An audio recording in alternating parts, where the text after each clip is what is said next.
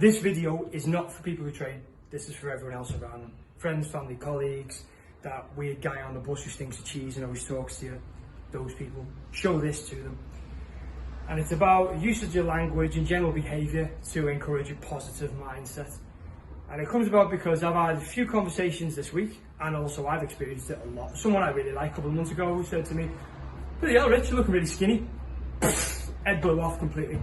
I'm not trying to be skinny. What I'm trying to do is lose some fat mass. And they're trying to be helpful. Great. I get that. But in my head, it just ticks over, changes my thought patterns about myself. And what I don't want to do is lead to disordered thinking, disordered eating, and well, that's a whole other topic for actual psychologists. So what can we do about it? We can change our language. Lean instead of skinny. You're looking really lean. I can see your shape better. Even though I hate the word toned, you're looking really toned.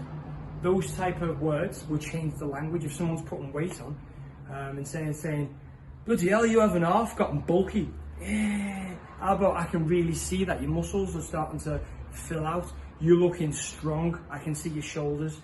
That type of language, that'll be more positive and in line with the goals that they're trying to achieve. Obviously, you'll know that person better, hopefully, and then you'll be able to choose where to maybe think twice about what you're going to say. Next thing is foods. It's Friday night, you're all going out for a birthday celebration. That person who trains come out, took a little bit longer on the menu, and they've ordered the burger but without the bun and a side salad with a Diet Pepsi rather than ale. Freaking hell, why don't you have some fun? You can't be like that all the time. Where's the fun in your life? They've got a goal that they're trying to achieve.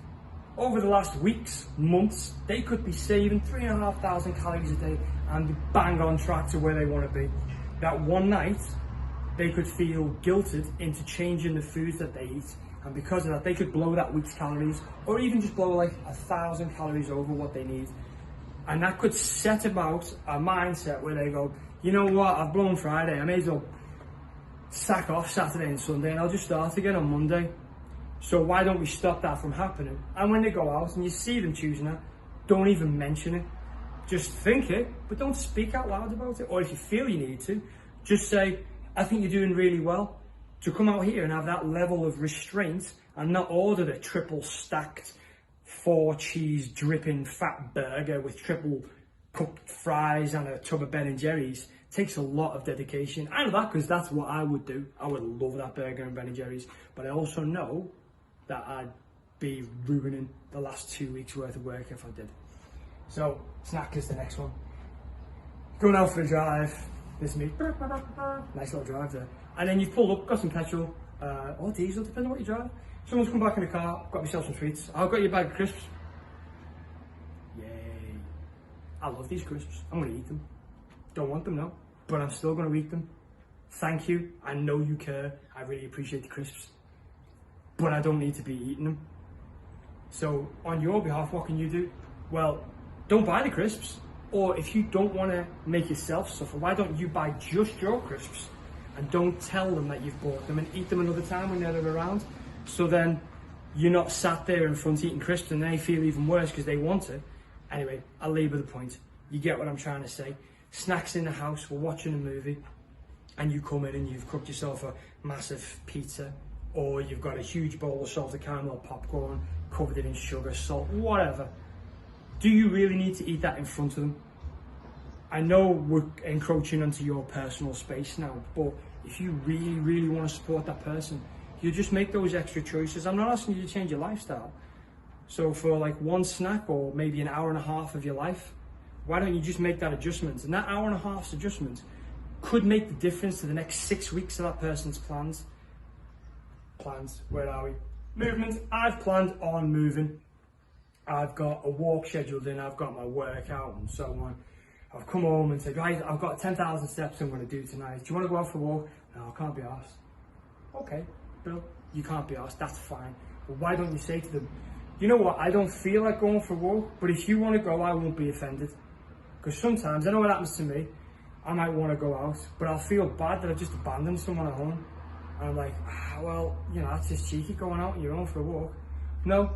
It's little things like that. You might go out for a bike ride. If you don't have anyone to go with, you might want to go on your own but feel guilty about leaving someone. So that other person, you'd be surprised how far it would go for you to just say, I don't mind if you just go out for an hour, just do your walk. It's all good. And they'll feel calmer about it, and they won't feel bad. And the next thing is dedication. You know they're going for the walks after the workout, so we know we've got a dedication. Freaking hell, you're being obsessive, aren't you? Are they? Do they have OCD? Probably not. Sideline. I'm not a little bit OCD. Nobody is a little bit OCD. It's ridiculous. Stop it. Right, breathe. Dedication. They're not obsessed, they're dedicated. They've got regimented foods that they've put in place. They've got scheduled workouts. They've got a diary that tells them when they're going to train, how they're going to train. They're tracking their volume, tracking their weights. They're bang on points. They're dedicated. If you saw this in any other line, if you saw it in work, if someone was going for a promotion, you wouldn't say they were obsessed, you'd say they were dedicated. But when it comes to fitness, people are always quick to jump on that bandwagon and say, they're a bit obsessive over it, it's all they talk about. Well, you know what? Those people don't go out boozing every weekend. They don't have stories on a Monday morning. Isn't it great how we got trashed on Friday? Oh, do you remember Susan vomiting in her hat? You don't call them obsessive when they go out boozing every weekend. But someone hits the gym and they come back, you know what? I hit a 260 deadlift at the weekend for 6 reps. That's the best I've done. Really feeling good about that. Next week, I'm probably going to add an extra set on. Maybe look at it. See my point? It's the same thing, just that one's seen as obsessive and one's just seen as fun, when actually the workouts are dedicated. So just change your mindset about that. You'll know if they're becoming obsessive because it'll have it'll have a really big detrimental effect on the rest of their life. They won't enjoy what they're doing anymore. There'll be personal aspects of their life that will drop off.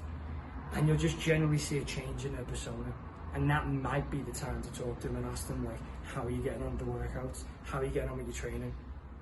But realistically, if they've got a coach, that's what the coach should be spotting and talking to them about. Now, there's a lot more than this, because I've just quickly scribbled on the board. But the whole point of this is, if you want to support someone, think about the language that you use around them.